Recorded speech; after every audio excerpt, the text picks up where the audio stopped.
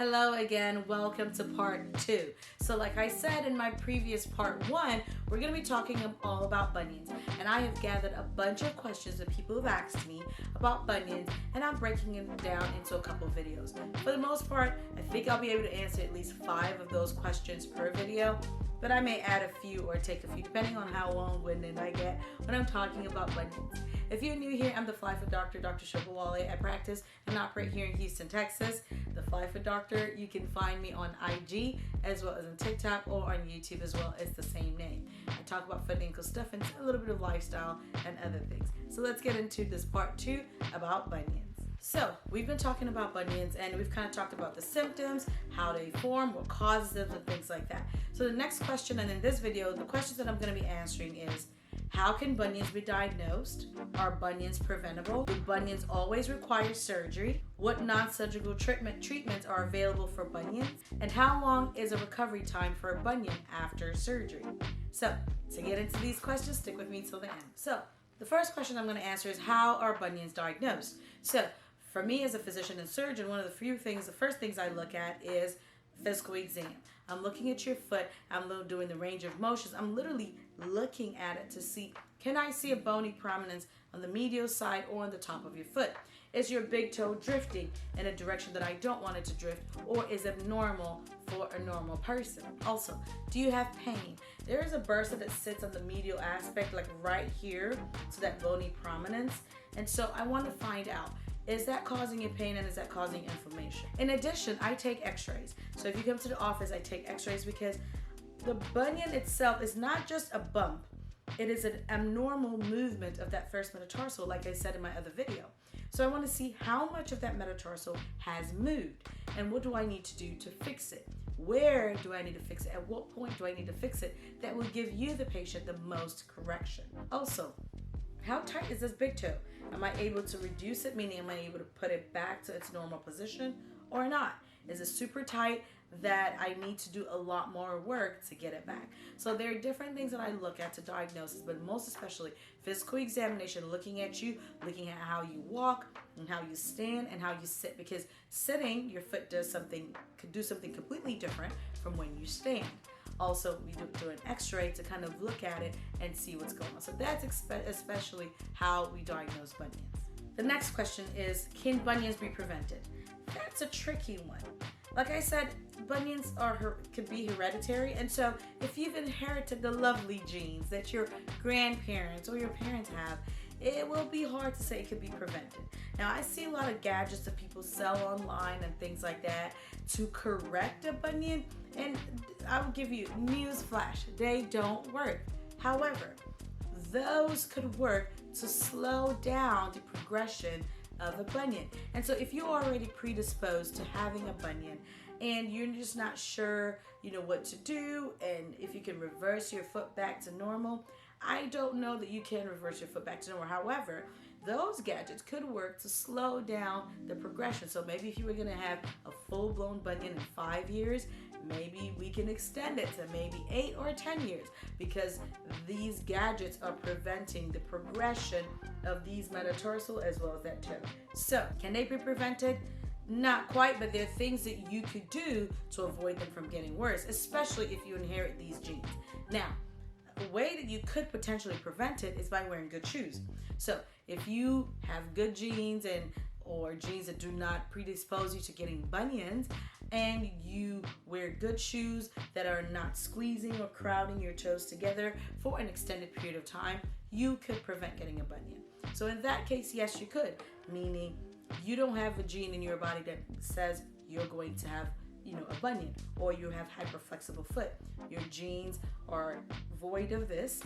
Then you're wearing good shoes, you're wearing good supportive shoes with a lot of room in the toe box so that your toes can breathe and they are not just crowded in there. Then in that case, yes, you could prevent it. So that question is it's a yes and a no. It just depends on some factors, and these are the factors that I'll talk about, that I talked about here. Now, the next question I'm going to answer is, do bunions always require surgery? The answer is no. I tell people all the time when they see me, does it hurt? This is the first question I ask. Does it hurt? If it doesn't hurt, it doesn't require surgery. Now, for aesthetic purposes, people want it to look pretty. It doesn't hurt, but they just want it to look pretty. So you may have surgery in that situation because, again, it's for aesthetic purposes. But if you have no pain, you don't care how it looks, it doesn't bother you, there's nothing about it that concerns you, then you do not have to have surgery. I'll tell you this, to fix a bunion, you do have to have bone cuts. And I tell my patients often, cutting bone is not a walk in the park. So you have to be sure that this is what you want to do. Now, the results are so fulfilling, they're so beautiful, they're so pretty, and they make the patients happy. But I want patients to understand that just like you have any other plastic surgery that is not pain-free, especially when you're doing bone surgery, this is not pain-free. You will get the results you want.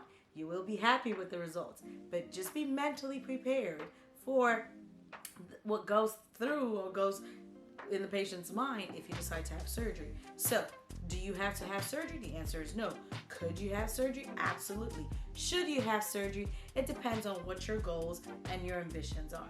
So, if you have more questions about that specific question, do you need to have surgery? Should you have surgery? Can you have surgery? Leave it down below or send me a DM on Instagram or TikTok, or just leave a comment down below and I'll answer to the best of my abilities that I can on here. So the next question I'm going to be answering is, what non-surgical treatments are there for bunions if you do decide not to have surgery? Well, if you're talking about treatments, like I said before, we can't, change it without surgery. You may slow down the progression, but you can't reverse it. So if you say treatment, I am guessing you're talking about managing the symptoms, which could be pain, discomfort. So how do you manage those symptoms non-surgically? We have bunion sleeves, and they have silicone gel that kind of cushion that area on the outside of your bunion to help prevent discomfort and pain and things like that. You have those spacers that push that bunion straight. Again, they don't fix it, they don't reverse it back to your normal straight foot, but they could slow down the progression. Okay? Next are orthotics. Orthotics are custom inserts that are made specifically for you to fit your foot. And it supports the biomechanics, especially in the midfoot and in the heel. Now, again, this does not reverse the bunion, but it helps support your foot while you're walking so that you don't have worsening of the symptoms or discomfort while you're moving around. Wide toe box shoes. So wearing shoes that are wide will help to accommodate your bunion, especially if you have a super big bump. This is something that will really, really accommodate your foot and prevent it from getting worse as well. Again, to reiterate, it's not going to reverse it and get it back to the straight foot that you had. However, it will, number one, help to alleviate the symptoms, and number two, some of these will actually help to slow down the progression of the bunion. The next question I'm going to be answering is, how long is the recovery time after bunion surgery? Now, congratulations, you've decided to get surgery. I know it was not an easy decision. It was a tough decision, but you pulled through. Now you're here and you want to know, how long would it take you to get back in your shoes? Or how long would it take you to recover? Now, recovery means different things to different people. Ultimately, again, I said this is a bone procedure, so we're cutting bone. Typically, for the most part, you're going to be back in your shoes at 6 to 8 weeks. You're back in your sneakers. Now, if you are someone who wears high-heeled shoes or wears shoes, that are a bit more narrow, it takes a little while to get back in those high-heeled shoes or a little bit more narrow shoes. And that's because when we're doing bone cuts, there is swelling. I typically say swelling will last at least 3 months, okay? Now, it can last even longer. Now, because of the swelling, that takes a little bit of a while to get you back in your pretty, pretty shoes. Another thing to consider, because we're working on your feet, gravity is working against you. And so that means fluid buildup when you're standing or you're sitting, because all of that fluid is being pulled down to the base of your foot. That causes swelling to kind of hang around a little bit. There are ways that we can try to prevent that swelling. And again, not everybody is going to have swelling for 3 months. But as a good, way to just kind of include everybody, and what we see a lot of the times, 3 to 6 months is how long that swelling will last. If you're lucky and you do everything, you elevate and you're pretty aggressive with your rehab and therapy at home, your swelling may not even last that long. And with time, you'll be back to wearing your high-heeled shoes. So how long does it take? You're back in shoes for the most part at 6 to 8 weeks, but you have to consider other things that could still be going on. And sometimes, depending on some of the other comorbidities, meaning other issues that you may have, it may last a little longer. But a good rule of thumb, 6 to 8 weeks, you're back in your shoes. Expect swelling to kind of hang around for a while. Remember, healing even takes up to a year in a lot of things. Now, again, remembering that this is in the bottom of the foot with gravity working against you, you're not going to take up to a year. But if you're comparing both, you'll be back walking and be able to do most of the things that you usually did before surgery. All right, we've come to the end of part 2 of questions about bunions. If you have other questions that I may not have answered, leave it down below. I'm still sourcing more questions, and I have some more questions that I'm going to be answering.